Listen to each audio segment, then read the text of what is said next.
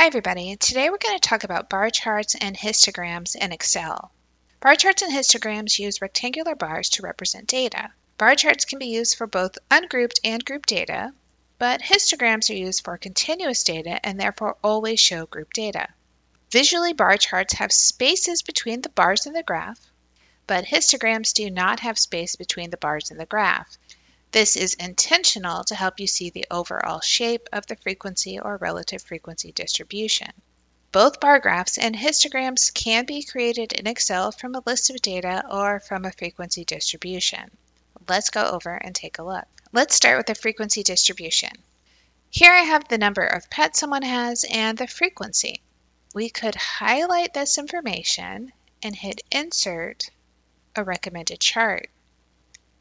You'll notice that the recommendation is a clustered column. The column is the same thing as a bar. There are two types of bar charts you'll see in Excel. The column, which has vertical columns, or a bar chart that has horizontal columns. Let's pick the vertical columns. As you work on making graphs, it's important to add details to your graph to make it very clear to the reader what is being displayed. Let's change the title from frequency to the number of pets owned. Then I'm going to hit the plus sign, hit Axis Titles. On the horizontal axis, I'm going to say number of pets. And on the vertical axis, I'm going to type frequency. Notice the spaces between the graph show me I have a bar chart and not a histogram. If I tried the same data by highlighting it, inserting, go into the recommended charts, and again looking at the histogram. As a histogram, you can see I have grouped data. It grouped the number of pets as 0 to 3.2 and 3.2 to 6.4. Also notice there's no space between the two different groups. But we're going to get rid of this graph and stick with our original bar chart. Let's look at a different type of data. This time I have the daily receipts for a restaurant. Notice I have a title at the top and then I have 31 different outputs for the different days.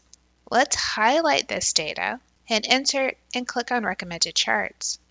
This time the data values are different for each day, so there's not that clear grouping that we saw for the frequency distribution.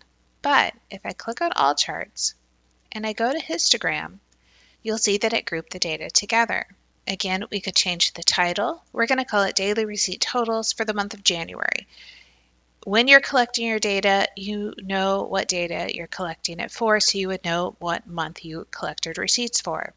At the bottom, I would add some titles. So I click the plus sign, Axis Title, and we'll say Receipt Totals. And then on the vertical axis, again, we're going to say Frequency. Now we can clearly see what this data represents. If you want to add a little clarity to the different columns, you can right-click and go to the outline and change the weight to make it a little thicker.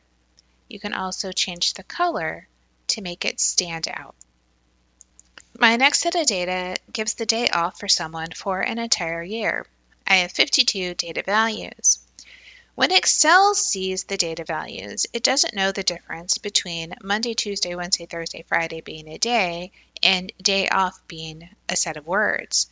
What I need to do is to identify that the day off is the title of our data. To do that, I'm going to highlight the data and I'm going to insert a table. When I insert a table, I can say my table has a header which separates the first row from the rest of the data. This allows me to click on the toggle by the title and say sort the data, maybe A to Z or Z to A. This is our first step to organizing the data. We could also highlight all of the data and click Insert, Recommended Chart. And notice we haven't put this in a frequency distribution, but Excel did it for us. It recommended a clustered column, which is a bar chart, so let's click on that and say OK. What Excel did is it made a pivot table. It took the information we had, it made a frequency distribution for us, then it created a bar chart based on the frequency distribution. Notice it also made a title based on the header that was in the table. If you would like to see the counts on the table, you can hit the plus sign, go to Data Labels, and when you click it, you can see the counts appear at the top of each column. There are times Excel is going to need a little help before it can make the chart for you. Take, for example, this list of data that if I highlight it and hit Recommended Chart, it gives me a scatter plot that really doesn't organize the data. What I would need to do is make a frequency distribution first and then pick Insert Recommended Charts.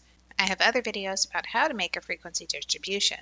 Once you have your frequency distribution, then you could highlight the data, hit Insert Recommended Charts, and you'll see it gives you the bar chart as a choice that you could then insert into your worksheet.